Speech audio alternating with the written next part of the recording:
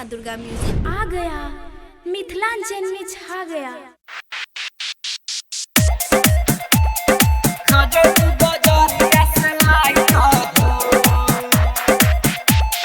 DJ sound Prakash, DJ sound Prakash.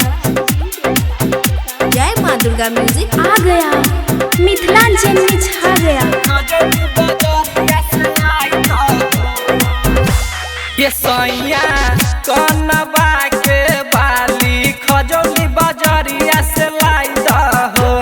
ए राजा कनबा के बाली खजौली बजरिया से लाई दहो। खजौली बजरिया से लाई दहो। खजौली बजरिया से लाई दहो। ए राजा कहेला तोहर में हरिया बतिया जुनी तू भूलाई हो। ए राजा कनबा के बाली खजौली बजरिया से लाई दहो। खजौली बजरिया से लाई दहो।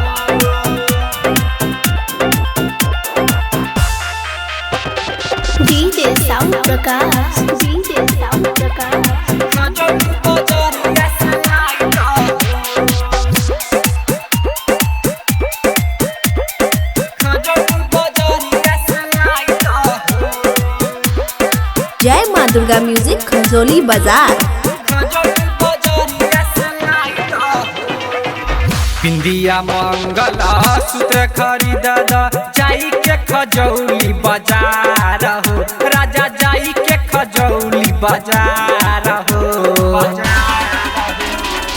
शिव सकती दुल्हन सिंगार में किन दा 16 सिंगार हो। राजा किन दा 16 सिंगार हो। एक दिन ड्यूटी छोड़ के सिंगार के दुकान पे जइहा हो। ये सैया कनबा के बाली खजौली बाजार से लइहा हो। हे राजा कनबा के बाली खजौली बाजार से लइहा हो। खजौली बाजारिया से लइहा हो। बाजारिया से लइहा हो। DJ sound Prakash, DJ sound Prakash. Khajauli बाजारिया से लइहा हो। जय माँ दुर्गा म्यूजिक खजौली बाजार। शिवम रंगीला सोना के सैया बन जा तू भतारा हो। राजा बन जा तू भतारा हो। कतना दिन से कहतानी करला खर्चा हजार हो। राजा करला खर्चा हजार हो।